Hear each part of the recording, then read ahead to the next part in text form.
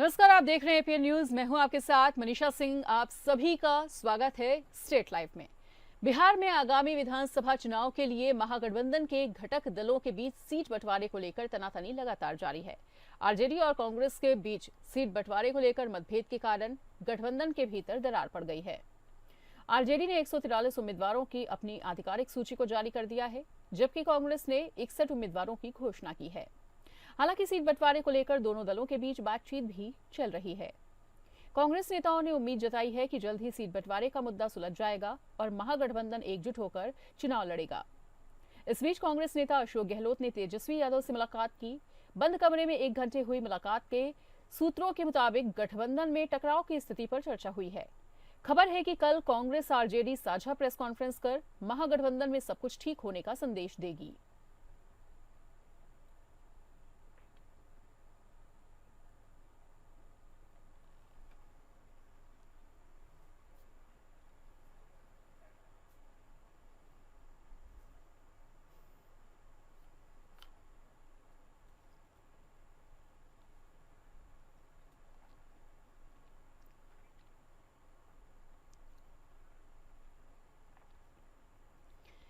JMM के बिहार विधानसभा चुनाव नहीं लड़ने पर आरजेडी प्रवक्ता मृत्युंजय तिवारी ने कहा है कि महागठबंधन बरकरार है।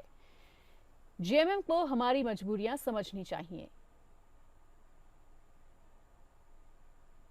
महागठबंधन इंटैक्ट है और सबसे बड़ी बात है कि बिहार की जनता के साथ गठबंधन है और जनता महागठबंधन पर ही भरोसा कर रही है।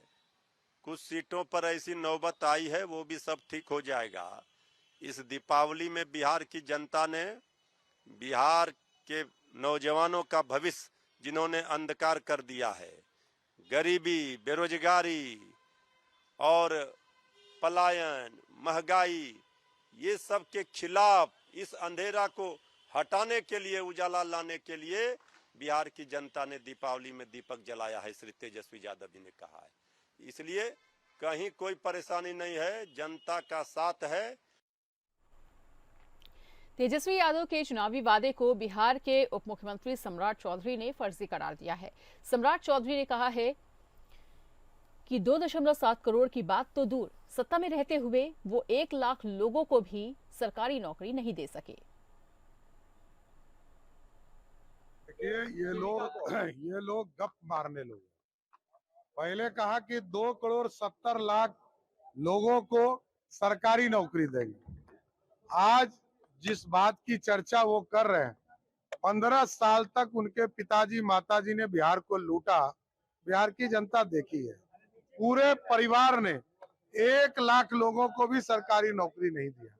ये पूरा बिहार जानता है, ये लोग गप मारने वाले लोग हैं और ये लोग सिर्फ सपना दिखा सकते हैं। चुनाव के समय याद होता है, चुनाव के बाद याद नहीं रहता। ये लोग सिर्फ लूटने के लिए जाने जाते हैं और बिहार को बर्बाद करने के लिए। चुनावी रणनीतिकार से नेता बने प्रशांत किशोर ने मंगलवार को आरोप लगाया है कि बिहार चुनाव में उनकी जन सुराज पार्टी के 3 उम्मीदवारों ने भाजपा के दबाव में अपना नामांकन वापस ले लिया। एक प्रेस कॉन्फ्रेंस को संबोधित करते हुए किशोर ने आरोप लगाया है कि सत्तारूढ़ एनडीए चुनाव हारने से इतना ज्यादा डर गया है कि वो विपक्षी उम्मीदवारों को चुनाव से हटने की धमकी दे रहा है। उन्होंने आरोप लगाया कि लोकतंत्र की हत्या की जा रही है, वहीं देश में ऐसी कोई मिसाल नहीं है। उन्होंने चुनाव आयोग से उम्मीदवारों की सुरक्षा सुनिश्चित करने का आग्रह किया है। उन्होंने कहा कि जिन उम्मीदवारों ने नामांकन वापस ले लिया है, वे दानापुर, ब्रह्मपुर और गोपालगंज सीटों पर चुनाव लड़ रहे हैं। किशोर की पार्टी ने बिहार की सभी 243 सीटों के लिए उम्मीदवारों की घोषणा कर दी थी। वहीं 3 उम्मीदवारों के नामांकन वापस लेने के बाद अब वो 240 सीटों पर चुनाव लड़ेगी, क्योंकि नामांकन दाखिल करने की आखिरी तारीख पहले ही बीत चुकी है।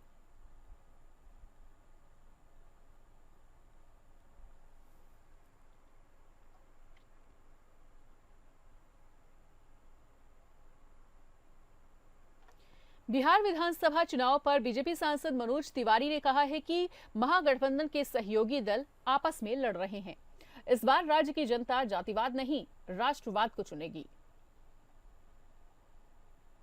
विपक्ष जो सड़किया पे चलता होगा तो उसको खुद ही ये बोलते हुए कितना शर्म आती होगी, सोच लीजिए। वही राघोपुर जहाँ से तेजस्वी बाबू विधायक हैं, वहां पे नाव पे गंगा जी पार करते समय कितने लोग डूब गए नाव में, और वहीं पे आज ऐसा ब्रिज बना है कि उसको देखेंगे तो लगेगा कि दुनिया के किसी सर्वश्रेष्ठ स्थान पे नदी पे पुल है। तो वो विपक्ष क्या कह रहा है हमारे लिए वो इम्पोर्टेंट नहीं है। अब जनता क्या कह रही है वो इम्पोर्टेंट है, और वही बिहार की जनता वो अब वो कास्टवाद के लिए नहीं जाएगी, अब वो राष्ट्रवाद के लिए जाएगी। महागठबंधन से जहां महागठबंधन है, ये लोग खुद ही आप देखेंगे, इन लोग करीब मतलब मोर देन 35 सीट पे ये लोग आपस में ही लड़ रहे हैं। तो बिहार की जनता ने पहचान लिया। बिहार विधानसभा चुनाव प्रचार तेज होने के साथ ही एनडीए नेताओं का गठबंधन के अच्छे प्रदर्शन का भरोसा बढ़ता जा रहा है। बातचीत में ठाकुर ने प्रधानमंत्री मोदी की तरफ में कर्पूरी ठाकुर के गृह क्षेत्र समस्तीपुर से बिहार चुनाव अभियान की शुरुआत करने के भावनात्मक और राजनीतिक महत्व पर प्रकाश डाला। उन्होंने कहा कि उनके आने से अभियान में तेजी आएगी, कार्यकर्ताओं का उत्साह बढ़ेगा और एनडीए उम्मीदवारों की लोकप्रियता बढ़ेगी। रामनाथ ठाकुर ने अपने पिता के समय से राजनीतिक सक्रियता में आए बदलाव पर भी बात की। उन्होंने कहा कि पहले कार्यकर्ताओं को बताने की जरूरत नहीं होती थी, वो अपने झंडे खुद बनाते थे, गांवों में साइकिल चलाते थे और लोगों से सक्रिय रूप से जुड़ते थे। आज स्थिति अलग है, हमें उन्हें आगे बढ़ाना होगा। ठाकुर ने कांग्रेस नेता राहुल गांधी के संदर्भ में कर्पूरी ठाकुर से जुड़ी पारंपरिक उपाधि जननायक के इस्तेमाल को लेकर उठे विवाद पर भी बात की। उन्होंने जोर देकर कहा कि जननायक की उपाधि जनता की तरफ से दी गई थी, किसी राजनीतिक दल के द्वारा नहीं दी गई थी। जैसे 1974 में जयप्रकाश नारायण को लोकनायक कहा गया था, वैसे ही जनता के द्वारा दी गई इन उपाधियों को कोई मिटा नहीं सकता।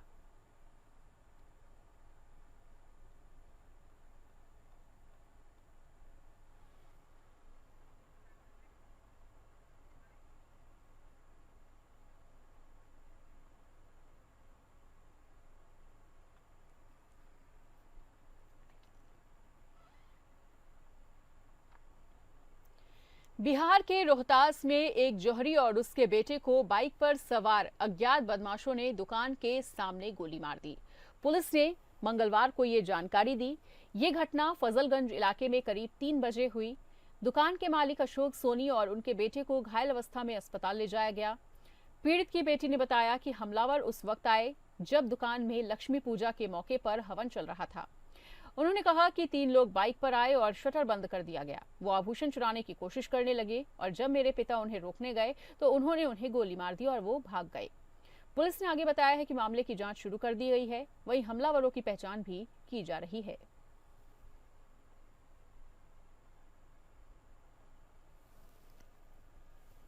लगभग 3:30 बजे नगर थाना हस्तानाम को सूचना प्राप्त हुई कि दुर्गा चौक के समीप जो अशोक यूनिस की दुकान है, उसमें कुछ अज्ञात व्यक्तियों के द्वारा बाइक से आकर के गोली चलाई गई है, जिसमें जो उनके मालिक हैं अशोक सोनी, उनको गोली लगी है और उनको बनारस बेहतर इलाज के लिए रेफर किया गया है।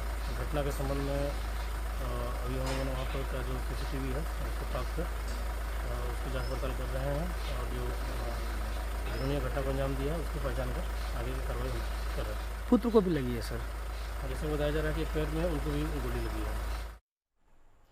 झारखंड के मुख्यमंत्री हेमंत सोरेन 24 अक्टूबर को बिरसा मुंडा फुटबॉल स्टेडियम में चौथी सेफ एथलेटिक्स चैंपियनशिप का उद्घाटन करने के लिए पहुंचेंगे। खेल निदेशक शेखर जमुआर ने प्रेस को जानकारी देते हुए बताया है कि शाम 6 बजे मुख्यमंत्री हेमंत सोरेन इस अंतर्राष्ट्रीय खेल आयोजन का उद्घाटन करेंगे, जिसमें पाकिस्तान को छोड़कर 6 अन्य देश हिस्सा लेंगे। इस 3 दिवसीय आयोजन में कुल 300 एथलीट हिस्सा ले रहे हैं और 35 से अधिक स्पर्धाओं में वो भाग लेंगे।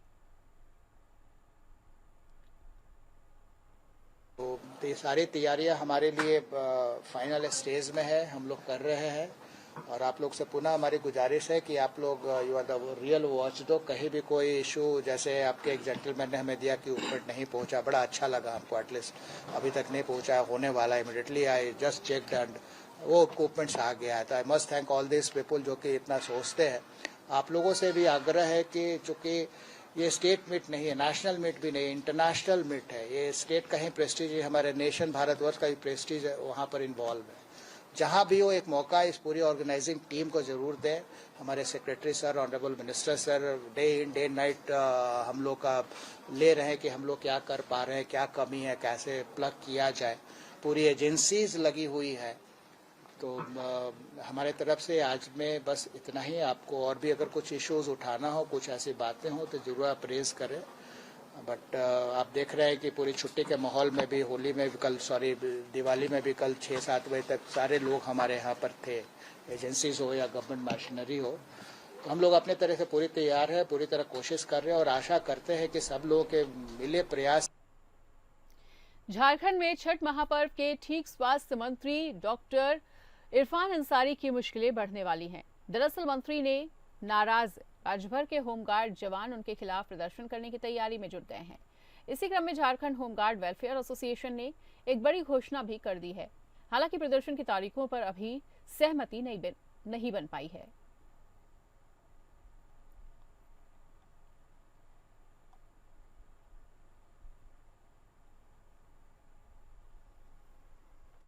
साहब को हम राज्यवासियों से आपके चैनल के माध्यम से आग्रह करेंगे कि कम से कम, आप टीचर हैं, आप शिक्षक हैं, आप बच्चों को पढ़ाते हैं, अगर आप ही गलती करेंगे तो बच्चे क्या करेंगे? वो शिक्षक का लॉस बहुत बड़ी क्षति है। हम लोग उस परिवार। गढ़वा जिले के 64 वर्षीय भाजपा विधायक सत्येंद्र नाथ तिवारी की अचानक से तबियत बिगड़ने से राजनीतिक गलियों में चिंता की लहर दौड़ पड़ी है। इसके बाद उनके बेहतर इलाज के लिए दिल्ली के एक निजी अस्पताल में उन्हें भर्ती कराया गया है, जहां वो फिलहाल इलाज करवा रहे हैं। और सूत्रों के हवाले से जानकारी मिली है कि 20 अक्टूबर यानी कि दीपावली के दिन ही उनकी तबीयत बिगड़ गई थी, जिसकी सूचना गढ़वा विधायक ने खुद ही सोशल मीडिया पे साझा की है। और ये खबर जैसे ही गढ़वा रंका विधानसभा क्षेत्र की जनता, पार्टी कार्यकर्ताओं, विपक्ष के नेताओं तक पहुंची, वो सभी और उनके शुभचिंतकों ने विधायक के लिए स्वास्थ्य लाभ की कामना की है। इसी सिलसिले में जब विधायक प्रतिनिधि विवेकानंद तिवारी से बातचीत हुई तो ये पता चला कि विधायक के ब्लड प्रेशर और हाई शुगर लेवल के कारण अचानक से तबियत खराब हो गई। उधर चिकित्सकों के मुताबिक सत्येंद्र नाथ तिवारी की सेहत में सुधार है।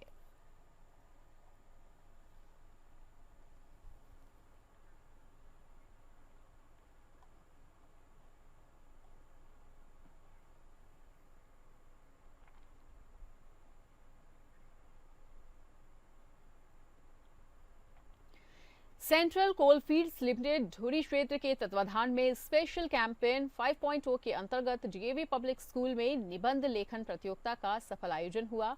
इस प्रतियोगिता का मुख्य उद्देश्य विद्यार्थियों में स्वच्छता, पर्यावरण संरक्षण और सामाजिक जिम्मेदारी के प्रति जागरूकता को बढ़ाना था। प्रतियोगिता में स्कूल के विभिन्न कक्षाओं के छात्रों ने हिस्सा लिया और अपनी रचनात्मकता, विचारशीलता और लेखन कौशल के माध्यम से ये संदेश दिया कि जिम्मेदार नागरिक बनकर ही हम एक सुरक्षित, स्वच्छ और समृद्ध समाज का निर्माण कर सकते हैं। बच्चों ने न केवल पर्यावरण की सुरक्षा पर ध्यान केंद्रित किया, बल्कि अपने लेखों में समाज में सकारात्मक बदलाव लाने की दिशा में कदम उठाने की प्रेरणा भी दी। इस मौके पर सीसीएल के वरिष्ठ अधिकारी और स्कूल प्रशासन के लोग मौजूद रहे। उन्होंने विद्यार्थियों के प्रयासों की जमकर सराहना भी की।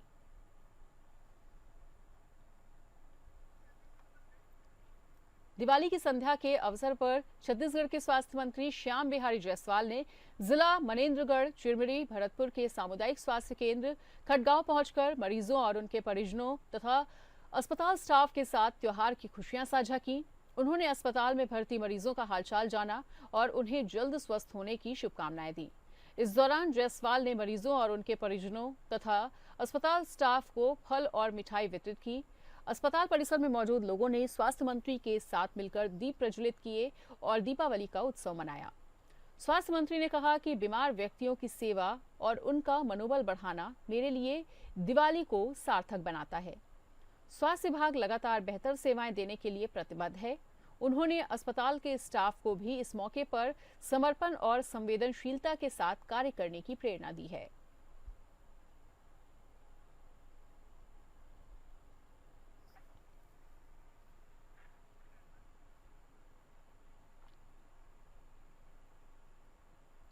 छत्तीसगढ़ में बीजेपी विधायक पुरंदर मिश्रा के नक्सलियों को भाई कहने पर अब सियासी उबाल आ गया है।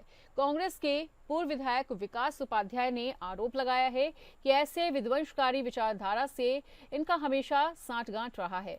हमारे गृह मंत्री रेड कारपेट बिछाकर जो विध्वंस कर रहे हैं उनका स्वागत करते हैं।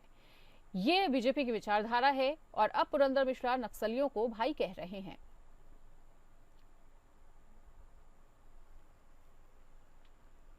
ऐसे विध्वंसकारी जो विचारधारा है उसके साथ हमेशा इनका सांठगांठ रहा है। इनके गृह मंत्री कहते हैं कि जो इनामी नक्सली हैं, जिन्होंने सैकड़ों हजारों लोगों की हत्या की, हमारे सैनिकों को जिन्होंने मारा, जो बेगुनाह आदिवासी भाइयों को मारा, हमारे जनप्रतिनिधियों को, हमारे नेताओं को जिन्होंने मारा, उनके लिए रेड कार्पेट बिछा रहे हैं।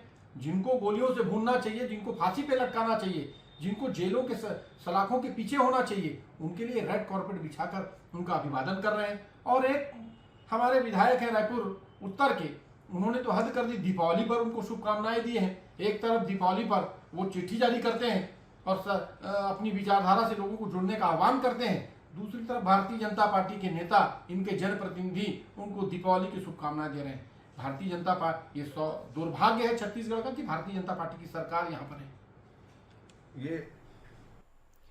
मध्य प्रदेश के भिंड जिले में एक दलित युवक के साथ अमानवीय बर्ताव का मामला सामने आया है।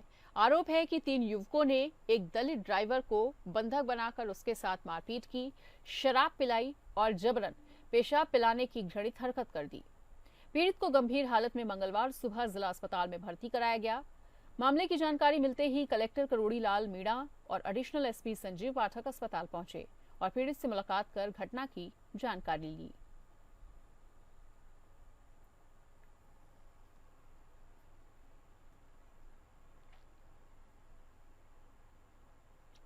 मध्य प्रदेश के इंदौर में एक व्यक्ति की उसके दोस्त से हुए विवाद को लेकर कुछ लोगों ने पीट कर चाकू मारकर हत्या कर दी है। पुलिस ने मंगलवार को ये जानकारी दी। ये घटना दिवाली की रात की है, जब पीड़ित राजा और उसके दोस्त सरफराज के बीच झगड़ा हुआ। वो पवनपुरी कॉलोनी में घूम रहे थे। वहीं सरफराज ने अपने दोस्त अनु को मौके पर बुलाया और पीड़ित पर उन दोस्तों पर हमला कर दिया। बाद में उन्होंने 10-12 लोगों के समूहों को बुलाया और इन्होंने राजा को चाकू मार दिया। सीसीटीवी फुटेज में समूह राजा का पीछा करते दिखे और उसकी पिटाई करते हुए और फिर उसे मौके पर ही चाकू मारते हुए दिखाई दिए। पुलिस ने हत्या का मामला दर्ज कर लिया है और घटना में शामिल 11 लोगों की पहचान भी कर ली है। अतिरिक्त डीसीपी राजेश दंदौतिया ने पूरे मामले की जानकारी दी।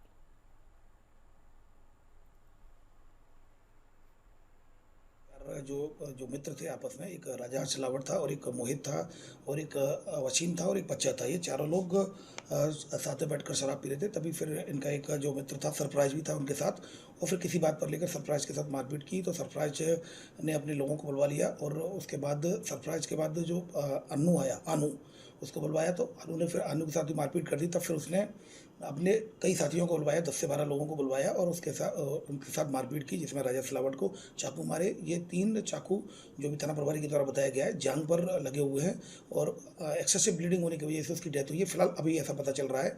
हत्या का मुकदमा दर्ज कर लिया गया है और इसमें एक व्यक्ति को आइडेंटिफाइड किया जा रहा है। इसमें लगभग 11 लोग आइडेंटिफाइड हो गए हैं और इसमें एक बारवा कुल मिलाकर लगभग 10 से 12 आरोपी हैं इसमें, जिनके खिलाफ कड़ी कार्रवाई की जाएगी। पुलिस टीमें लगी हुई हैं, जल्दी ही इनकी गिरफ्तारी की जाएगी। पुणे के ऐतिहासिक शनिवार वाड़ा दुर्ग में नमाज अदा करने वाली 3 अज्ञात महिलाओं का एक वीडियो सोशल मीडिया पर वायरल होने के बाद उनके खिलाफ मामला दर्ज किया गया है। इस वीडियो के सामने आने के बाद भाजपा सांसद मेधा कुलकर्णी और अन्य संगठनों के सदस्यों ने विरोध प्रदर्शन किया। पेशवा काल में निर्मित शनिवार वाड़ा भारतीय पुरातत्व सर्वेक्षण के अंतर्गत एक संरक्षित हेरिटेज मॉन्यूमेंट है। पुणे का ऐतिहासिक शनिवार वाड़ा एक बार फिर से विवादों के घेरे में है। धार्मिक आयोजन को लेकर शुरू हुआ ये मामला अब राजनीतिक रंग भी लेने लगा है।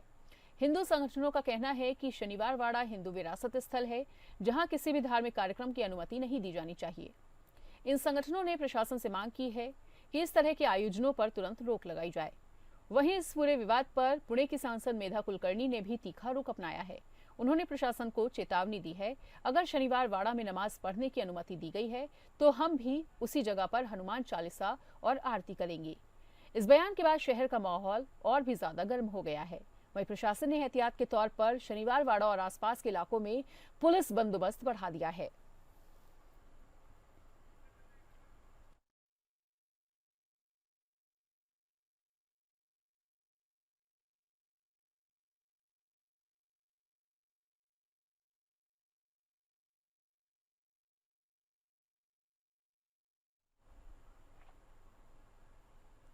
शिवसेना नेता शाइना एलसी ने कांग्रेस के स्थानीय निकाय चुनाव में अकेले लड़ने के दावे और कांग्रेस के रुख के बाद शिवसेना उद्धव गुट के स्थानीय निकाय चुनाव में खड़े होने पर निशाना साधा है।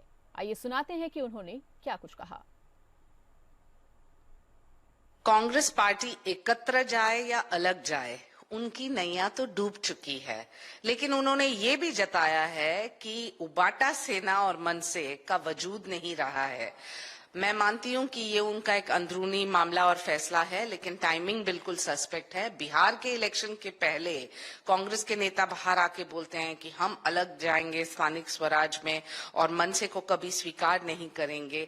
ये उनकी एक रणनीति हो सकती है, लेकिन ये समझ लीजिए कि जनता इतनी परख चुकी है कि वो सत्ता के मोह माया के लिए कोई भी हद तक जा सकते हैं, तो उनको एक मुंह तोड़ जवाब ये इलेक्शन में जनता ही देगी।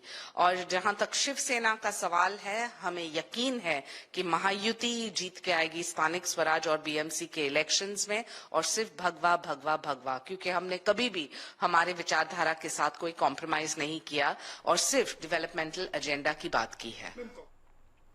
महाराष्ट्र के भिवंडी तालुका क्षेत्र के रहनाला स्थित महादेव मंडवी कॉम्प्लेक्स में आज सुबह तड़के भीषण आग लग गई। ये आग महावीर सिंथेटिक नामक कंपनी में लगी, जो ग्राउंड प्लस 2 मंजिला इमारत में संचालित होती है। आग दूसरी मंजिल पर लगी है, जहां कंपनी का ऑफिस और कपड़ों का गोदाम स्थित है। जानकारी के अनुसार आग लगने की घटना रात करीब 4:30 बजे की है। सूचना मिलते ही भिवंडी अग्निशमन दल की 2 गाड़ियां मौके पर पहुंची और कड़ी मशक्कत के बाद आग पर काबू पाया गया। हालांकि आग लगने के कारणों का अभी तक पता नहीं चल सका है। हादसे में किसी के हताहत होने की सूचना भी नहीं है, लेकिन लाखों रुपए के नुकसान की आशंका जताई जा रही है।